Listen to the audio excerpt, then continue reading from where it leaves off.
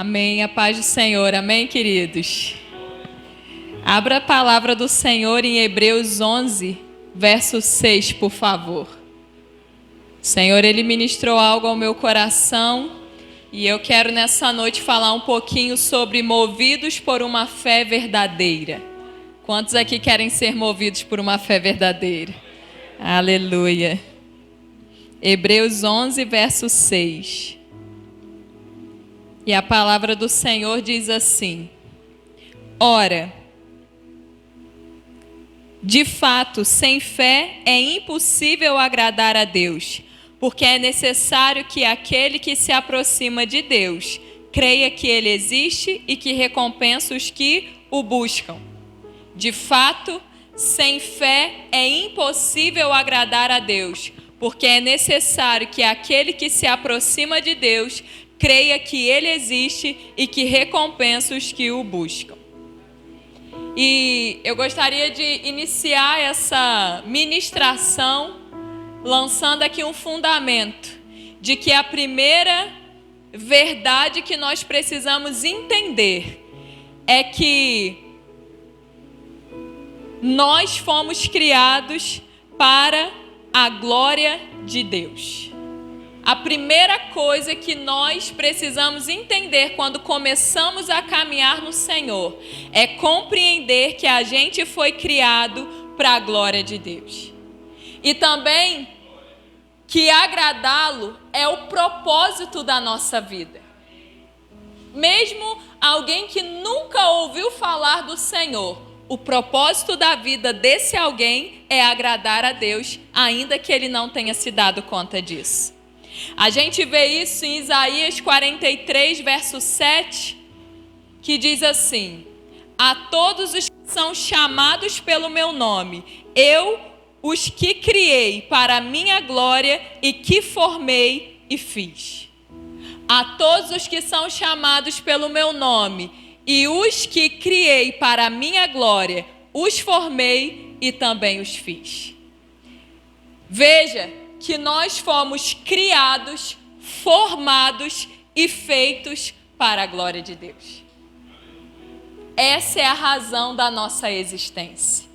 Em 1 Coríntios 10, verso 31 diz: Portanto, se vocês comem ou bebem ou fazem qualquer outra coisa, façam tudo para quê?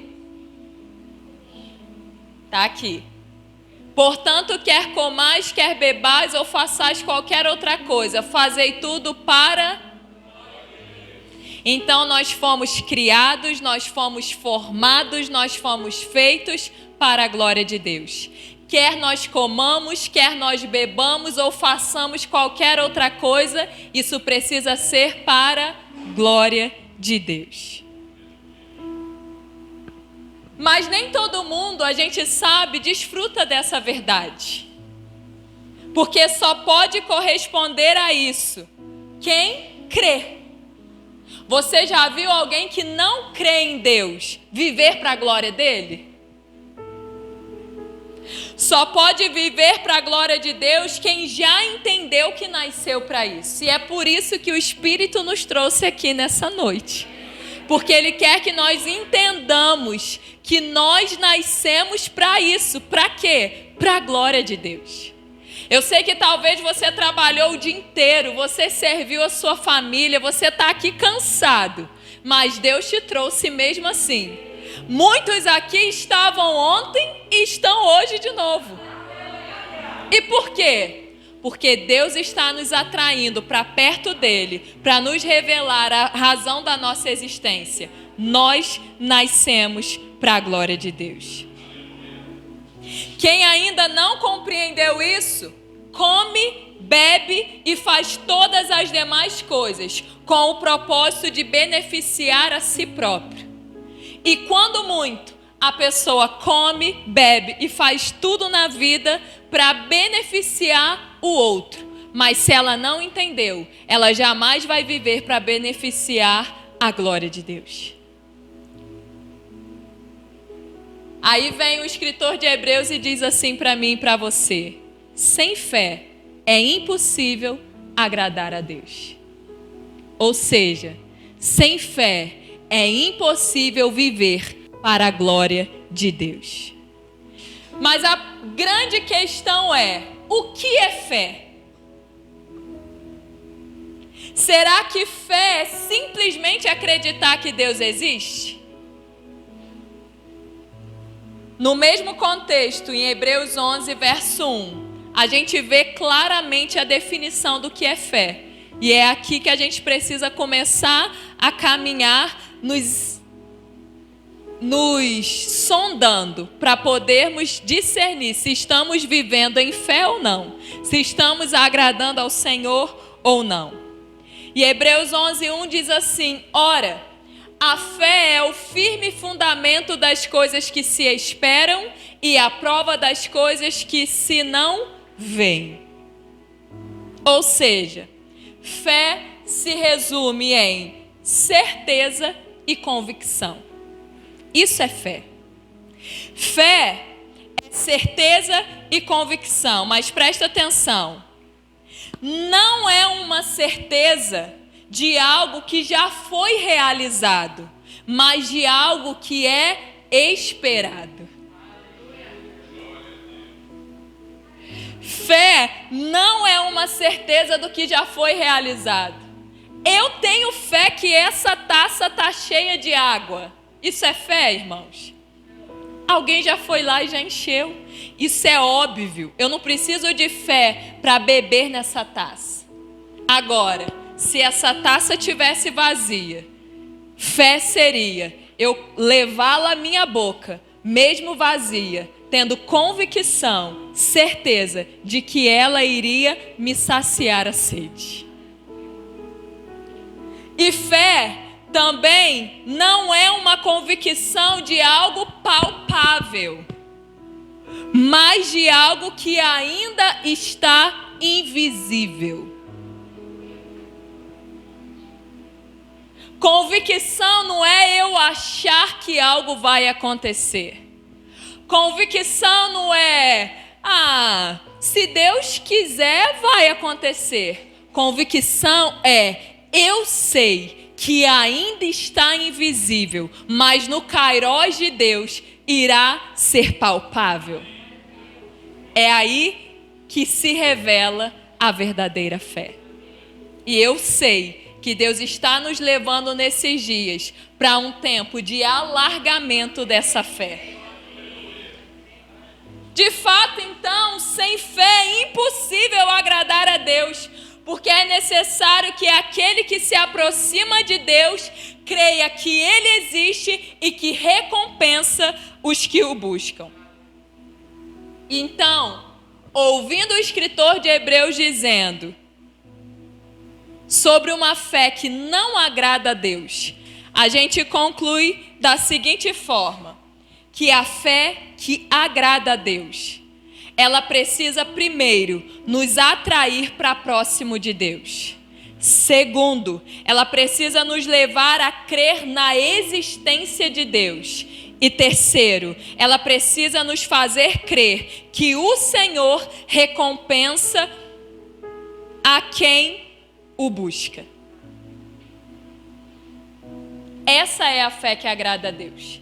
É a que faz você e eu nos juntarmos ao Senhor.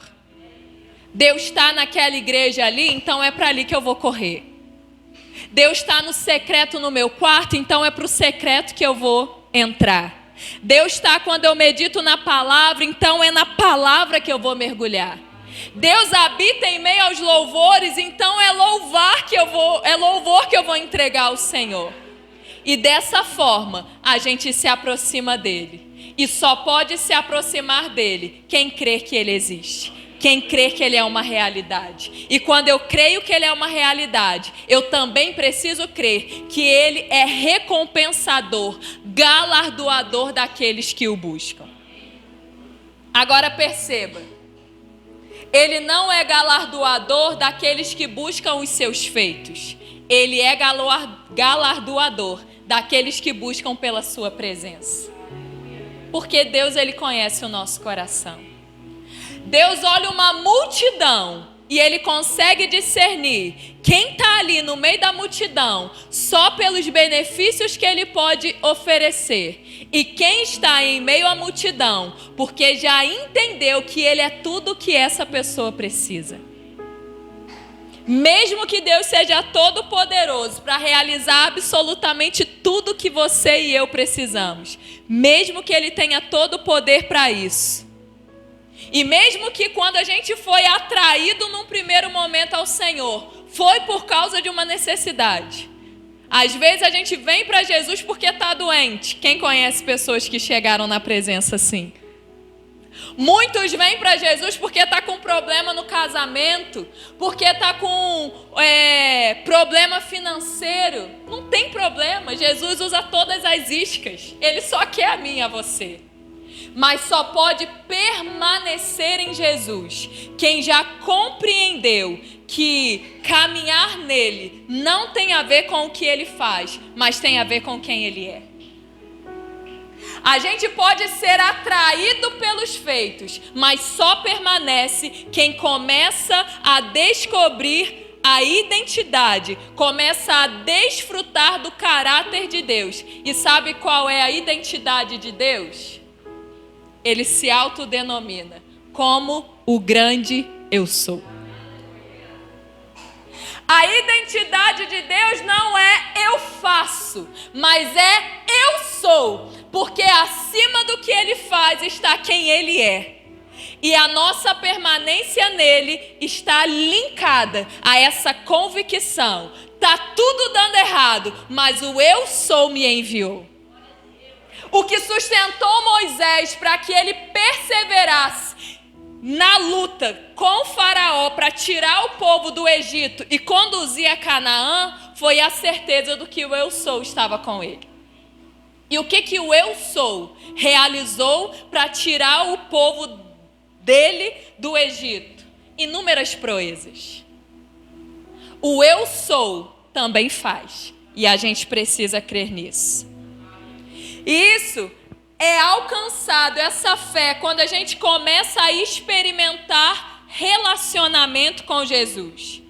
Quando a gente começa a relacionar com Jesus, a gente começa a conhecer melhor o caráter dele. E à medida que eu conheço o caráter de Jesus, eu começo a me render para que ele transforme o meu caráter. Hoje pela manhã estávamos aqui, Kátia, eu, irmã Lia e a Tiana. Estávamos aqui no período de oração e intercessão pelas mulheres. Era para ser só um momento de intercessão e de oração. Mas juntas aqui, nós entramos numa atmosfera onde a glória de Deus começou a ministrar o nosso coração, para que a gente usufruísse de transformação de dentro para fora. E a pergunta que eu faço para cada uma que estava aqui: seus problemas foram resolvidos hoje? Sim ou não? Não, ainda não. Só que o maior problema já deu um start. E qual é o maior problema a ser resolvido? O problema do meu caráter. Quando eu entendo o que Cristo é, eu começo a desfrutar de transformação de dentro para fora. E aí, o testemunho completo do que hoje é invisível, ele começa a se materializar. Por quê? Porque Deus, ele não faz uma obra superficial. Quando Deus, ele trabalha na nossa vida, ele vai na profundeza do nosso coração. E aí, quando a gente começa a ver porta aberta, família transformada, marido convertido, cura física, aí, meu irmão, é porque o Espírito já operou grandiosissimamente dentro de mim e de você. E aí, conforme a gente vai caminhando, conhecendo mais Jesus, conhecendo o caráter dele, sendo transformado, a gente então começa a andar numa fé mais sólida. E quando a fé solidifica, o que aumenta na minha e na sua vida?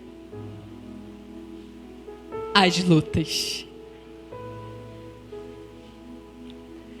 Eu pergunto para você que caminha há um pouco mais de tempo na presença do Senhor: as guerras que você enfrenta hoje são menores ou maiores das do início? Só que a pergunta, deve ser completa. A armadura que você carrega hoje é maior ou é menor do que do início da sua caminhada? A fé que você caminha hoje, ela é maior ou menor do que no início, quando você talvez veio para Jesus? Quando os desafios, eles aumentam, o Espírito Santo também vai nos alargando por dentro. No Senhor, a nossa estrutura espiritual e emocional se desenvolvem à medida que o nosso relacionamento com Deus se aprofunda. Quanto mais profundas são as nossas raízes, maior é a nossa estrutura para suportar o que o Senhor quer produzir através de mim e de você. Na verdade, ser guiados pela direção do Senhor vai movimentar a nossa fé. Muitas vezes, a gente acha que fé é orar. Quantos aqui já pensaram que crer é somente orar? Levante a mão.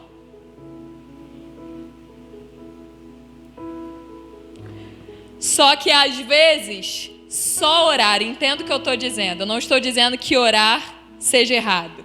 Mas tem momentos que só orar é a maior prova da nossa incredulidade.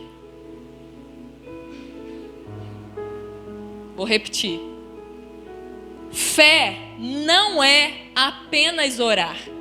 Porque tem momentos que quando a gente só está orando, a gente está revelando incredulidade.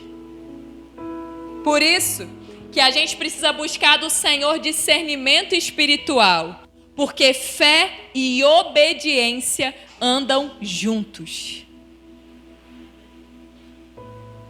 Tem um monte de incrédulo orando noite e dia e noite pela madrugada, mas ele só está ali nessa posição de oração porque ele não crê. Porque se ele cresce, ele já teria passado da oração para a ação, e a ação teria atraído o invisível de Deus. E tem coisa que a gente não vai aprender lendo, a gente vai aprender vivendo. E eu posso testemunhar disso na minha própria vida. Porque desde 2013, quando eu descobri a endometriose, o meu primeiro passo foi um passo de fé. E qual foi o passo de fé que eu dei, descobrindo que seria impossível engravidar? Orar. Porque se Deus fizer, Ele é Deus. Se não fizer, Ele é Deus. Só que fé nesse contexto não tinha a ver apenas em eu orar, dizendo que eu cria. Mas tinha a ver em eu orar e me mover. Porque se eu cria, eu tinha que buscar ajuda. Aí eu vivi de 2013 a 2019 crendo e orando. Crendo, entre aspas. Aí quando chega em 2019, as dores aumentaram. Eu comecei a perceber que o troço tinha vindo para o diafragma. Mesmo já tendo feito cirurgia, porque não foi só um crer de braço cruzado. Eu me movi um tanto. E quando chegou 2019, aquilo desatou dentro de mim. Eu preciso decidir o que fazer no Senhor. Eu preciso me mover, eu preciso agir de alguma forma. E eu fui procurar no Google um médico que atendesse pela Unimed. E eu encontrei em Juiz de Fora, e aí a maioria já sabe. Um dia eu vou contar o testemunho completo, você vai ouvir. Brevemente eu contarei o testemunho completo. E aí tá, eu me movi todas as resistências possíveis e eu passei pela bendita cirurgia, que era fruto da minha oração. Era a ação dentro do que Deus estava liberando para mim naquele momento. Muitos desafios surgiram e surgem, obviamente. Existiram diversos momentos que eu pensei, não é possível, não vai ser, não é. Meu Deus, e agora será, Senhor? Quantas vezes? Só que Deus, Ele quer nos atrair para perto dele de tal maneira que chegue uma hora que você comece a caminhar não mais sobre um chão sólido, mas você comece a caminhar sobre as águas. Enquanto a gente caminha nas águas, ou seja, naquilo que não é humanamente possível, Deus ele começa a desatar o que é impossível sobre a minha e a sua vida. Preste atenção. Fé não é apenas oração, mas fé é oração com obediência. Existem situações que Deus ele vai te mandar parar tudo e aguardar. No momento em que Deus te mandar parar, que Ele mandar você descansar e aguardar, qualquer movimentação que você tiver será uma expressão de incredulidade, porque a ordem é o que mesmo? Parar. Agora, tem momentos em que a Bíblia é clara em ordenar como nós devemos agir. Nesses momentos em que a Bíblia já te dá uma resposta clara. Mulher, você quer ganhar o seu marido não crente? Fecha a tua boca. Não adianta você orar e não calar a sua boca diante do seu marido. Ele não vai converter nunca. Agora, tô orando, Senhor converte, Senhor liberta, Senhor salva, aí eu vou lá e leio. Cala a tua boca, mulher. Minha versão. E eu obedeça ao mandamento do Senhor, o que você acha que vai acontecer? Meu marido vai converter. Mas se ele não converteu nem comigo falando, será que ele vai converter comigo de boca fechada? A questão não é a boca fechada ou o falatório. A questão é a obediência. Quem crer, obedece. Quem não crer, escolhe viver da sua forma. E aí, nesses momentos onde a gente precisa ser prático, se a gente ficar parado, isso vai ser expressão de incredulidade e não de fé. Então a gente pode colocar todo mundo dentro de um saco, sacudir e dizer fé isso daqui, vivam da mesma maneira todo mundo? Não. Fé é algo individual. O que Deus quer me conduzir em fé hoje pode ser por uma ação. Para você pode ser por um abrir mão. Talvez fé para você hoje seja persevere. Para o outro seja desista. Quem está andando em fé? Quem obedecer à direção que o Senhor der. A gente vê isso em Lucas 24, verso 49. Que Jesus disse assim para os discípulos: eis que envio sobre vocês a promessa de meu Pai. Que promessa era essa? A descida do Espírito Santo. E ele diz assim: permaneçam, pois, na cidade, até que vocês sejam revestidos do poder que vem do alto. Jesus estava prestes a voltar para o Pai depois de ressurreto, e ele dá a seguinte palavra para os discípulos: permaneçam em Jerusalém até que vocês sejam revestidos de poder.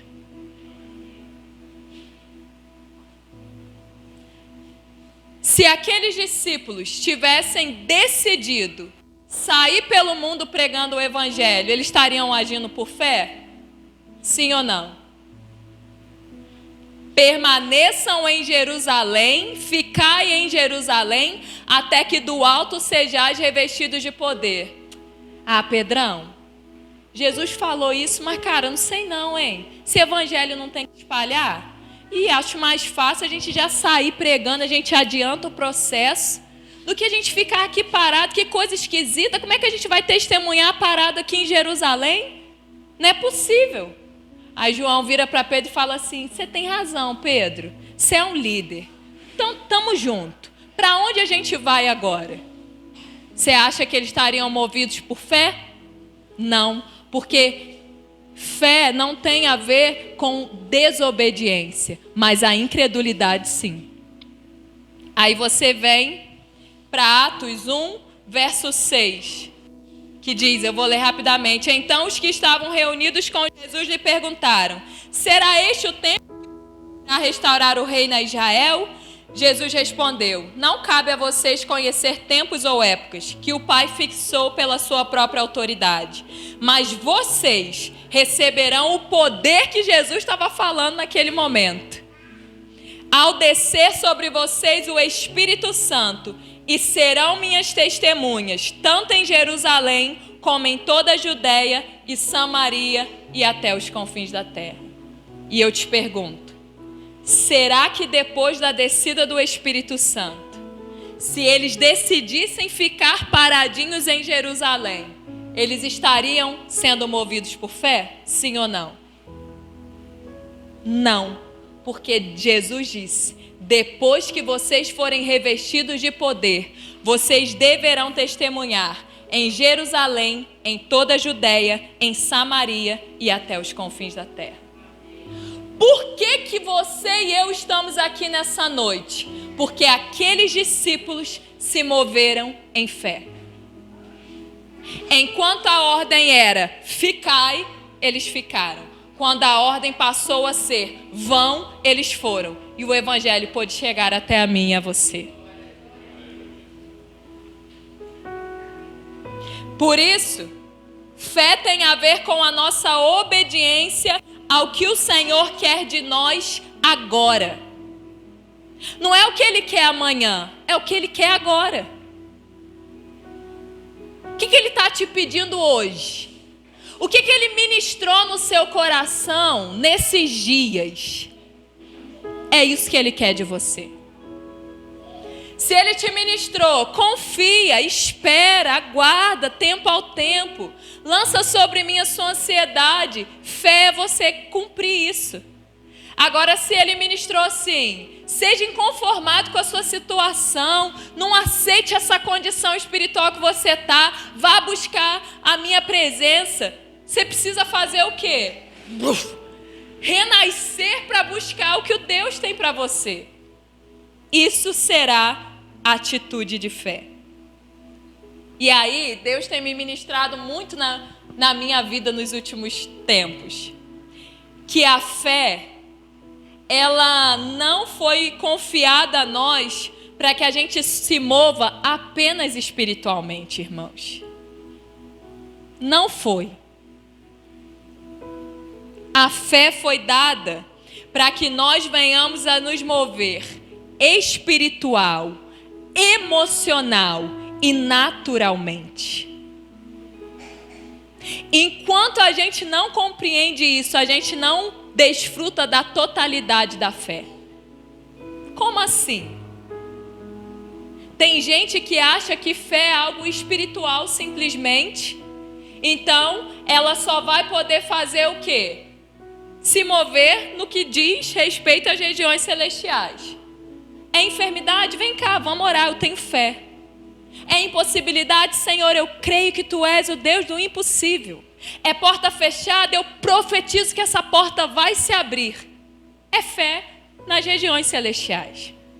Só que fé também precisa ser revelada na dimensão da nossa alma. E aí é mais difícil do que na dimensão espiritual. O que é uma fé que se move na dimensão da alma? Fé é sinônimo de obedecer. Então, se eu estou com a minha alma profundamente magoada com a Patrícia, porque a Patrícia me fez uma desfeita terrível, ela me distratou, ela falou mal de mim, ela me caluniou. O que é viver fé na dimensão da alma? É eu compreender que eu não posso ser guiada pelas minhas emoções. E se eu não posso ser guiada pelas minhas emoções, ainda que hoje eu esteja magoada com a Patrícia, ter fé é dar um passo em obediência, cumprindo a palavra, liberando o perdão sobre a vida dela, ainda que ela não mereça. Por quê? Porque a fé também me faz mover emocionalmente segundo a palavra de Deus. É um exemplo. E o Espírito vai te ministrar quanto ao que precisa ser vencido nas áreas da sua emoção. Talvez seja um perdão, talvez seja uma inconstância, uma depressão. a gente precisa de ter fé na dimensão da alma para vencer os conflitos. E a gente também precisa ter fé de maneira natural. A Bíblia diz, no contexto a gente compreende isso, que nós somos um espírito que possui uma alma e habita num corpo. Eu te pergunto, adianta você ter uma fé espiritual chapa quente? Adianta você ter essa fé espiritual, você ter as suas emoções, entre aspas, bem equilibradas, se na hora que você, por exemplo, vai cuidar do seu corpo, você não está nem aí para o que faz bem e para o que faz mal?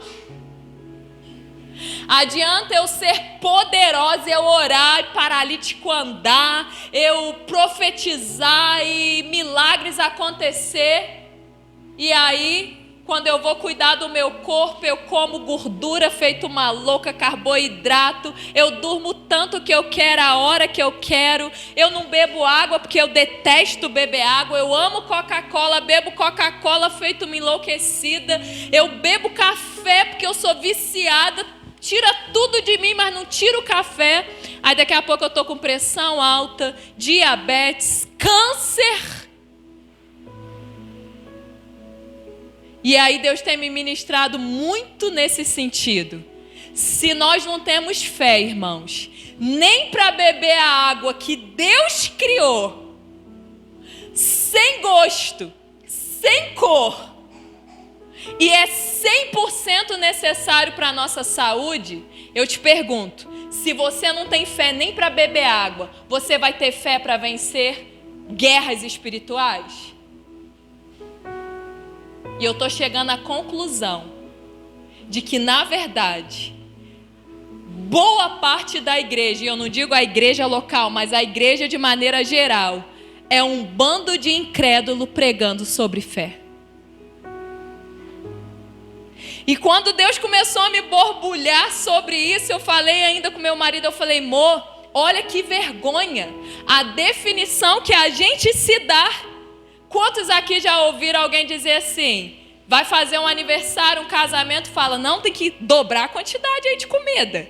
Não, pede mais salgadinho, aumenta a quantidade de refrigerante, porque crente não bebe, mas faz o que mesmo? Que vergonha a gente se autodenominar dessa forma. Não, crente não bebe não, mas crente come muito. Que triste, porque gula é tão pecado quanto prostituição. Então a fé, ela precisa operar espiritualmente. Ela precisa operar nas nossas emoções. E ela também precisa operar fisicamente. Não adianta, mulher, você ficar dizendo, não, eu oro pela minha saúde, não, eu repreendo e tal. E a gente às vezes não faz nenhum toque para ver como que tá as mamas. A gente não vai nem num ginecologista uma vez por ano. E a gente ora achando que Deus está cuidando de tudo. Isso não é fé, isso é ignorância. A gente come descabidamente, a gente gosta de doce, a gente vai comer sem como é que se fala? Sem limite. Isso não é fé, isso é incredulidade, isso é falta de amor ao Criador, isso é falta de amor a nós mesmos, isso é falta de amor ao próximo. Porque quando alguém, infelizmente, chega ao ponto de ter um câncer, por exemplo, por falta de perdão, por falta de cuidado próprio, não é só a pessoa que padece. O filho entra em desespero, o pai, a mãe enlouquece, porque ninguém quer ter alguém sofrendo dentro de casa. Então, fé é trazer para o governo de Deus todas as áreas. Em tudo. No natural não é só saúde, no natural é finança, no natural é trabalho, no natural é casamento. Aí a gente não liga para o marido, não liga para a esposa e não quer que isso vá dar em divórcio. A gente se arruma para vir para a igreja, mas dentro de casa é aquele coque endurecido aqui em cima, é aquela blusa rasgada, e quer que o marido olhe e fale, minha princesa. Os momentos que nós mulheres mais nos arrumamos para vir para a igreja, sabe quando que é? Quando que é que a gente pensa em se arrumar mais para vir para a igreja, sinceramente? Quando é culto de quê? Não, culto de mulheres. Quando tem culto de mulher, a gente faz sobrancelha, corta o cabelo, pinta, a gente faz de tudo. Tá, a gente está vindo adorar o Senhor, mas por que a gente não faz isso todas as vezes que vem adorar o Senhor reunido? Por que a gente não faz isso para o marido, para os filhos? Porque a gente não tem entendimento de quem nós precisamos verdadeiramente agradar. Deus, Ele quer nos levar a uma vida de fé, que a gente se mova em todas as áreas.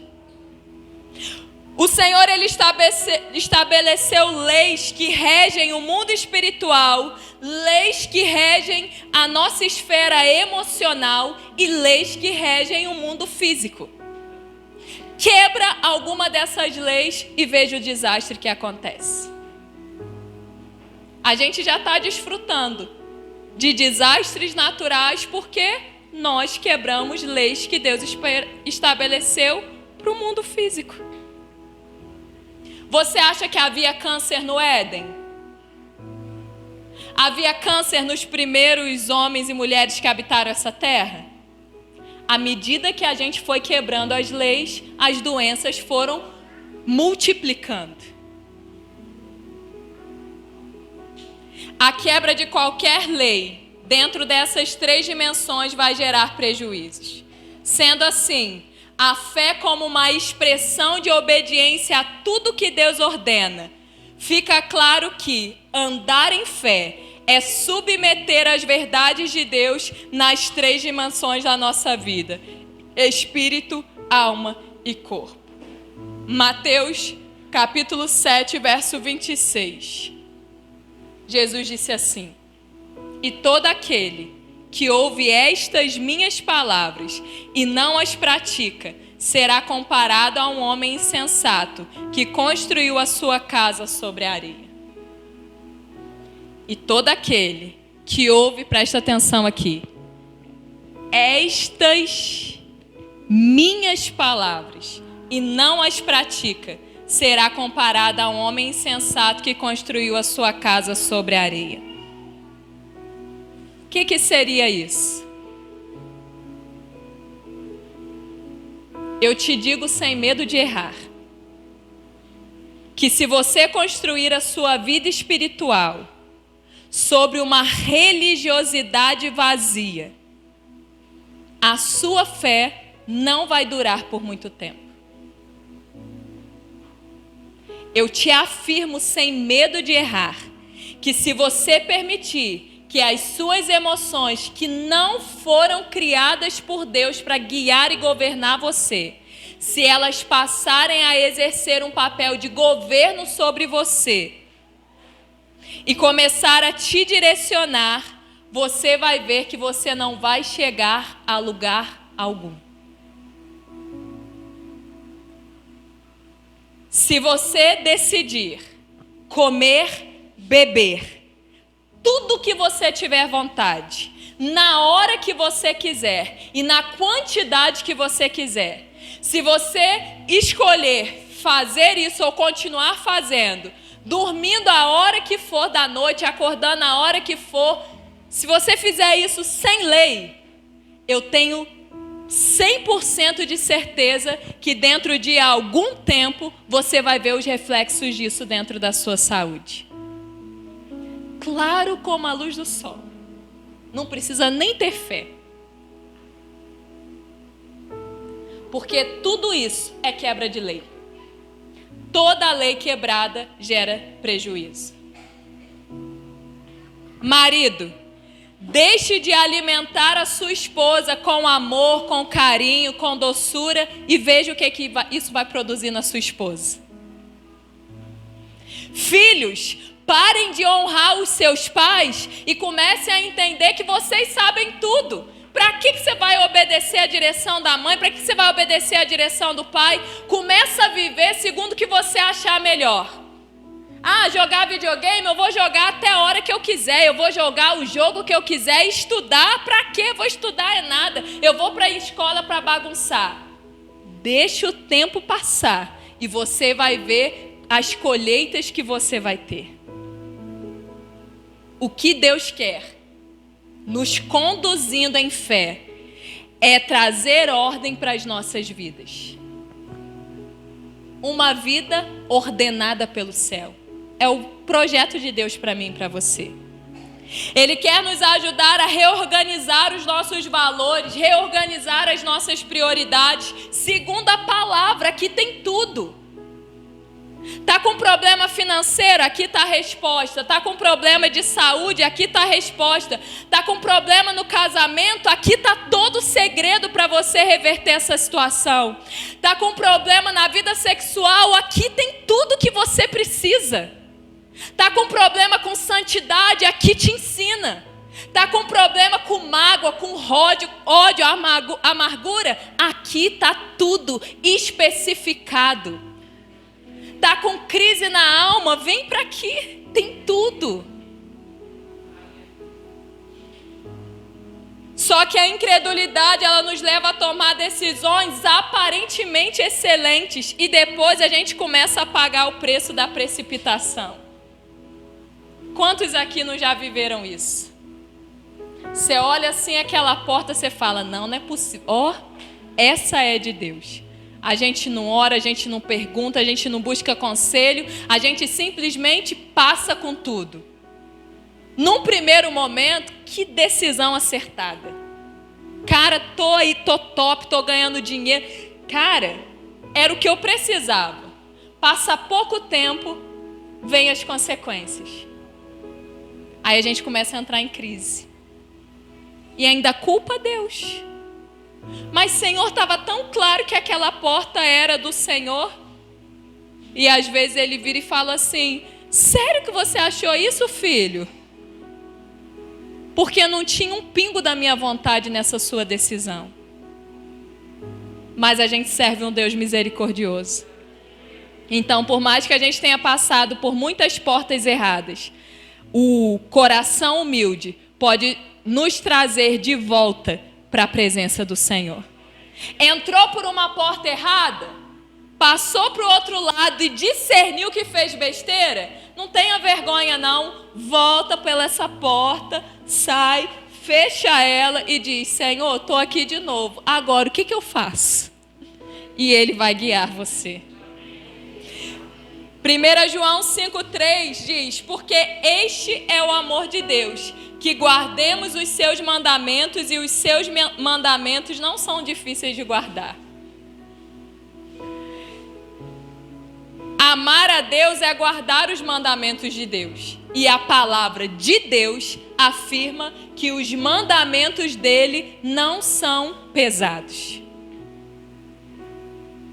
Quem aqui tem uma percepção, mordi a boca, uma percepção de que obediência é difícil? Levanta a mão.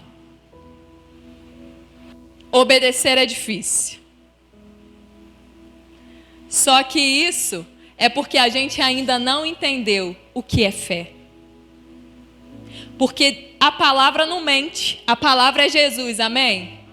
E a palavra afirma que os mandamentos de Deus não são pesados, não são difíceis de guardar. Quando a obediência ainda é um peso para nós, é porque nós ainda não crucificamos a nossa carne com Cristo. Se a gente ainda estiver vivo para a gente mesmo, vai ser difícil obedecer. Agora, quando a gente morre para a gente mesmo, quando a gente crucifica a nossa carne com Cristo, a obediência deixa de ser pesada e se torna prazerosa. A comida de Jesus era o quê? E a bebida? Fazer a vontade do Pai. Você acha que Jesus sentia peso na obediência? Não, ele tinha prazer na obediência. Ah, mas no Getsêmani ele suou até gotas de sangue. Ali era o ápice. Aquilo ali era uma obediência sacrificial. Essa vai doer. Mas a maior parte das obediências que o Senhor requer de nós não envolve sacrifício. Só envolve um coração humilde para cumprir o que a palavra diz. Sacrifício não é perdoar quem te fez mal. Sacrifício não é liberar perdão para o marido que traiu você. Sacrifício não é perdoar a mulher que destruiu o seu casamento. Não, isso não é sacrifício. Sacrifício é o que Cristo fez. Ele entregou a vida dele para morrer uma morte que ele não merecia por mim e por você. Então perdoar hoje é lucro. Perdoar hoje te livra de um câncer. Isso é sacrifício onde? Perdoar hoje te faz livre no espírito, te faz livre na alma, te faz livre no corpo. Isso não é sacrifício, isso é prazer. Eu era escravo, hoje eu sou livre. Eu andava com uma bola de amargura amarrada no meu pé. Hoje eu salto na presença de Deus porque eu não tenho mais isso. Obediência é prazer. Em Deuteronômio, capítulo 30, verso 19, o Senhor diz, através de Moisés: hoje tomo o céu e a terra por testemunhas contra vocês, que lhes propus a vida e a morte, a bênção e a maldição. Escolham, pois, a vida, para que vivam, vocês e os seus descendentes, amando o Senhor seu Deus, dando ouvidos à sua voz e apegando-se a Ele, pois disto depende a vida e a longevidade de vocês.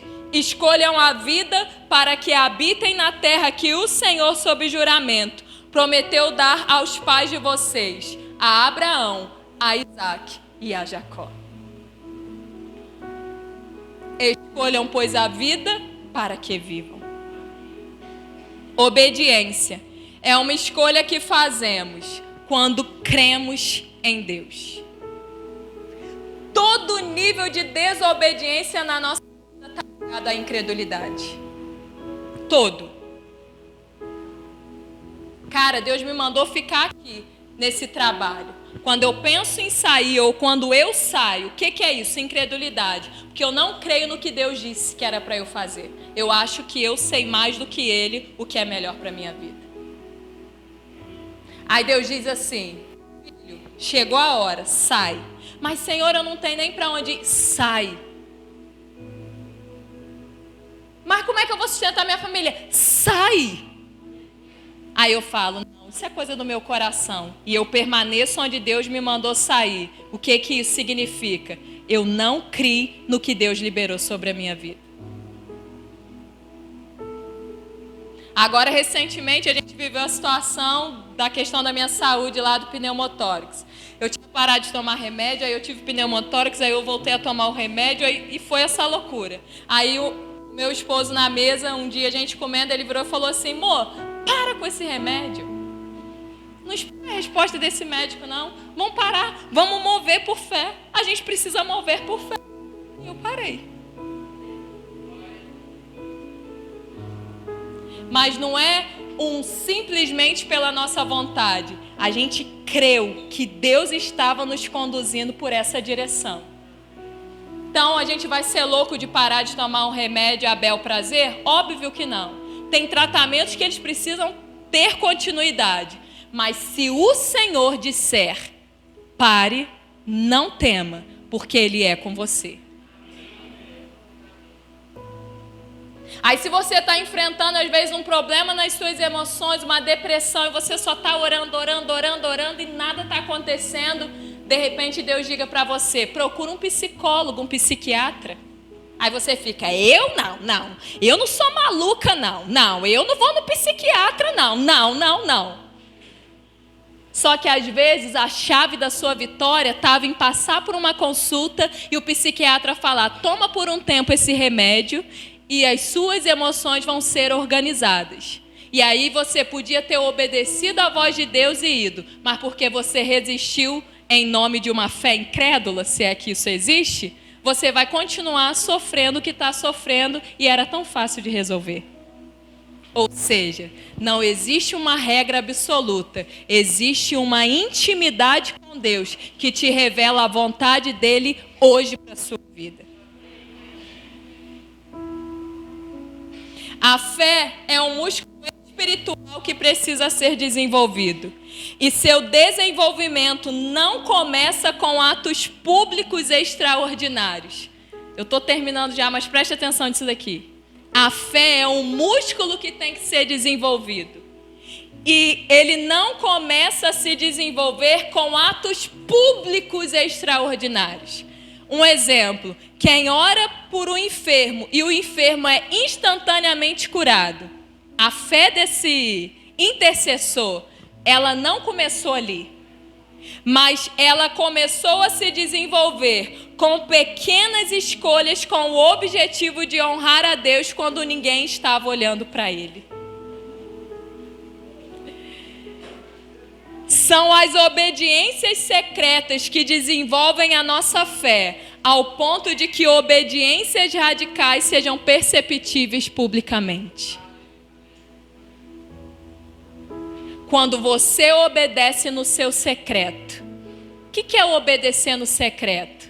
É não ter ninguém na sua casa naquele horário. Você entrar para o quarto, fechar a porta e orar ao Senhor. O que é obedecer em secreto? É você chegar num ambiente, não tem ninguém. Num banheiro, por exemplo, está cheio de papel no chão. E você podia simplesmente ignorar aquilo, usar o banheiro e deixar ele mais sujo do que quando você entrou, mas ninguém estando vendo, porque você tem um caráter de Cristo, você fala: esse ambiente vai melhorar com a minha presença. Você cata o lixo, amassa lá dentro da lixeira e sai do banheiro. Alguém viu? Alguém vai te aplaudir? Não, mas você está transferindo para o ambiente físico o que você carrega no seu ambiente espiritual. E onde um homem e uma mulher de Deus passam, o ambiente é transformado. É coisa pequena, irmão? É coisa pequena. Um copo que a gente bebe água e deixa ali do lado na cadeira. É pequeno pegar o copo e jogar no lixo no final do culto? É simples, não tem problema se eu esquecer, mas se eu temer a Deus ao ponto de vou manter em ordem o ambiente onde a gente se reúne para cultuar o Senhor, isso vai liberando sobre nós porções de fé. Quem chega no extraordinário público é porque já fez bastante musculação no secreto. E aí a gente vê isso para fechar aqui, claramente acontecendo em Mateus 17, a partir do verso 14.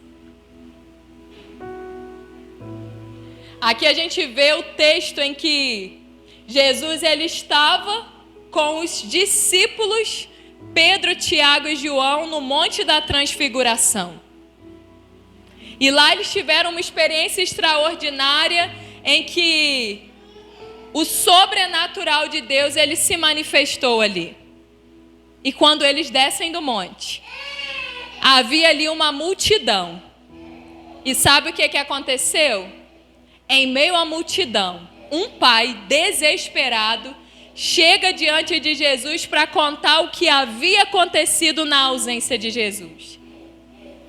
E ele tinha um filho. Esse pai, ele tinha um filho que era endemoniado.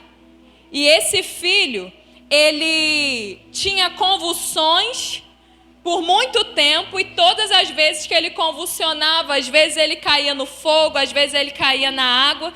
E aquele pai, crendo que Jesus ele podia curar aquele menino, ele vai em meio à multidão. Quando chega lá, cadê Jesus? Estava no monte.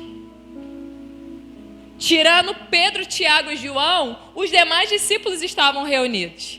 Aí a Bíblia diz que esse pai, quando Jesus desce do monte, conta para ele: olha, eu trouxe aqui, só que os seus discípulos não puderam curá-lo.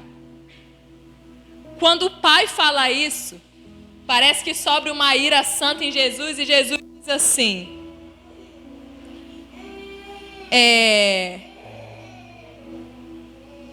ó geração incrédula e perversa.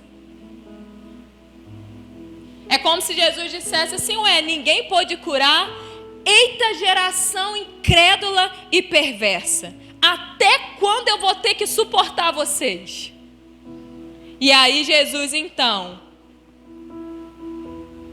pede para que trouxessem o menino até ele. E aí, com a simplicidade que ele carregava, ele diz: menino, eu repreendo esse demônio da sua vida, seja curado. E o que acontece? Imediatamente aquele menino é curado na presença do Senhor. Aí os discípulos não entendem nada, porque eu creio que nesse momento eles já tinham orado por muitas pessoas que haviam sido curadas. Por que então? Nesse caso, eles não haviam conseguido curar aquele menino.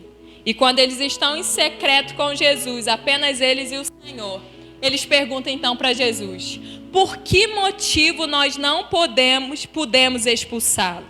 E aí Jesus responde para eles: por causa da pequenez da fé que vocês têm.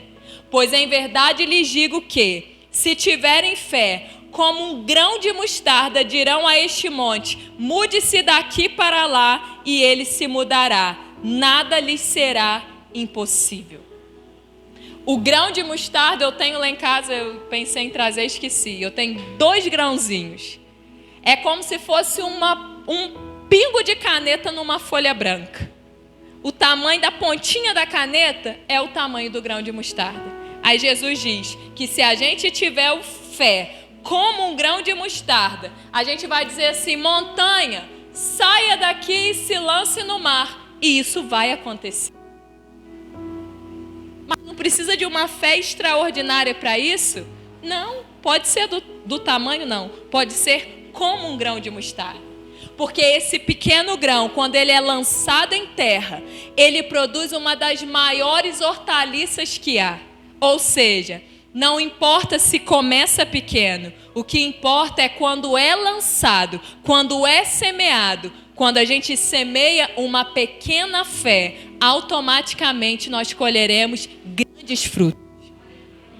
Só que Jesus não para por aí. Ele fecha a questão dizendo: mas este tipo de demônio só pode ser expulso por meio de oração e de jejum.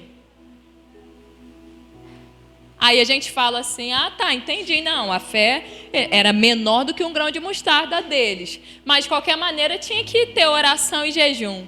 Mas talvez a gente nunca parou para entender o que o Senhor quis dizer com essa oração e jejum aqui. No Sermão do Monte, quando Jesus estava ensinando o fundamento do Evangelho, da vida cristã, quando ele fala sobre oração e sobre jejum, o que ele especifica? Quando orardes, entre para o teu quarto e feche a porta, porque o teu pai que vem em secreto vai te recompensar. Quando ele vai falar sobre jejum, ele diz: não seja como os hipócritas, que não lavam o rosto, ficam com aquela roupa amarrotada, aquela cara amarrotada, para todo mundo olhar e falar: aí fulano está jejuando hoje. Não, lava o rosto, escova os dentes e jejue na minha presença. Ninguém precisa saber, porque o Pai que vem em secreto lhe recompensará. O que Jesus estava querendo nos ensinar aqui? Que a fé, ela é movida, ela é forjada quando ninguém está olhando aquilo que nós estamos fazendo. Quando a gente está vivendo intimamente com Cristo, sem ficar tendo a necessidade de expor essa intimidade para os outros, é nesse ambiente que a nossa fé vai sendo acrescentada pelo Senhor, para que a gente tenha condições de obedecer quando Ele nos pedir obediências em níveis maiores.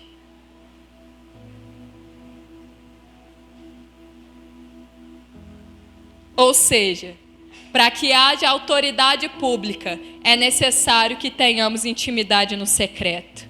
Deus, Ele quer revelar o nível da nossa fé, com o propósito de nos elevar o nível da nossa fé, com o propósito de nos tornar agradáveis a Ele, porque sem fé é impossível agradar a Deus. Pequenas obediências no secreto nos preparam para grandes renúncias públicas. Crer no caráter de Deus nos habilitará a confiar em todas as suas direções. E a confiança vai nos conduzir em obediência. Pode se colocar de pé. João 14:21 diz: aquele que tem os meus mandamentos e os guardas, esse é o que me ama, e aquele que me ama será amado por meu Pai, e eu também o amarei e me manifestarei a ele. Se você ama, ainda que seja só um pouquinho ao Senhor, que em nome de Jesus, esse amor, ele possa te conduzir num caminho de fé, para que você ande de maneira a guardar, a obedecer os seus mandamentos. Que a sua vida venha cumprir o propósito de agradar ao Senhor. Que você viva para a glória de Deus todos os dias da sua vida. E eu te convido a orar ao Senhor, para que a partir dessa noite, nós sejamos movidos por uma fé verdadeira. Amém? Com seus olhos fechados, no íntimo aí do seu coração, declare diante do Senhor o desejo do seu coração em romper em fé. Comece aí a dizer e reconhecer diante dele que existem algumas situações que você ainda não conseguiu ter um passo de fé verdadeira. Reconheça diante dele, como eu precisei reconhecer, que aquilo que eu chamava de fé, na verdade, era incredulidade. Eu tinha medo de ir em busca de tratamento, porque e se Deus não fizesse? Então, para mim, era mais cômodo ficar apenas orando, dizendo que eu cria, do que ir em busca daquilo que Deus gostaria de fazer.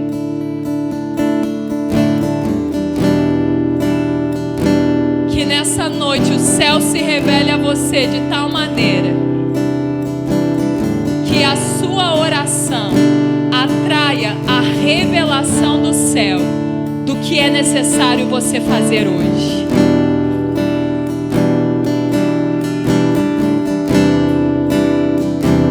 Fé não é você orar para que Deus retire a mágoa do seu coração. Fé é você se mover para perdoar o outro, ainda que o sentimento não esteja dentro de você.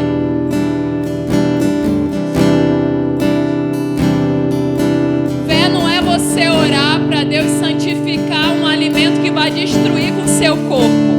Fé é você renunciá-lo por amor ao Deus que te fez como templo da sua presença. Senhor, nós nos rendemos diante do teu altar nessa noite. E altar, Senhor, tem a ver com um lugar de morte. Altar tem a ver com um lugar de sacrifício. Erga as suas mãos em sinal de rendição. Senhor, rendidos diante do altar do Senhor, nós queremos renunciar à nossa própria vida por amor ao teu nome. Nós escolhemos nessa noite renunciar à nossa vontade, Senhor, para que uma vez mortos, nós possamos ser conduzidos pelo Espírito da vida do Senhor. E nós queremos desfrutar, Senhor, dessa fé verdadeira, nas dimensões espiritual, emocional e natural.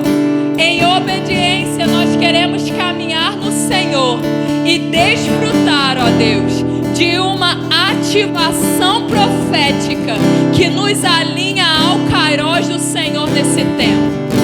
Eu declaro em nome de Jesus que o Senhor vai tirar pessoas que estão em lugares que Deus não mandou entrar e vai trazer essas pessoas para o centro da vontade de Deus.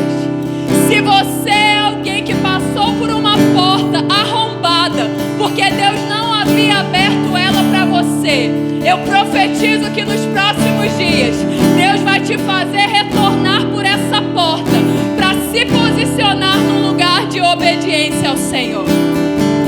Eu declaro que você que estava apenas orando e nunca obedecendo por causa de incredulidade, Deus vai ativar a sua fé para que você comece a se mover em obediência à palavra do Senhor.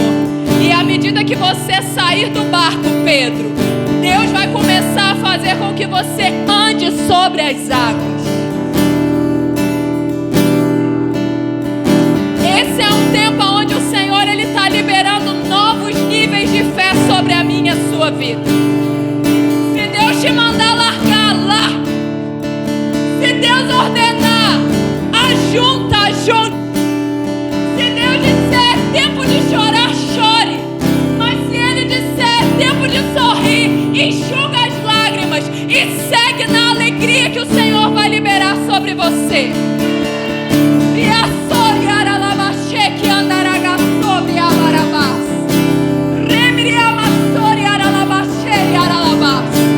Se Deus está dizendo para você fazer algo que traga conflito na sua mente, escolha obedecer ao invés de entender.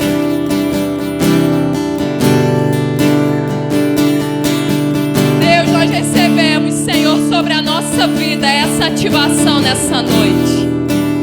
Que todos aqueles que receberem essa palavra, no momento em que a ouvirem, recebam ativação no mundo espiritual, para que a ordem do céu desça à terra e se manifeste segundo o propósito eterno do Senhor.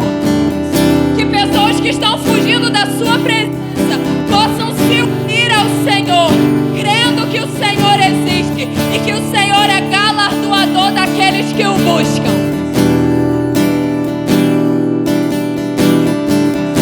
Que o Senhor Jesus nos conduza a te servir e te buscar, não somente pelo que o Senhor faz, mas primeiramente por quem o Senhor é. Diga assim comigo: eu sou. Essa é a identidade do meu Deus.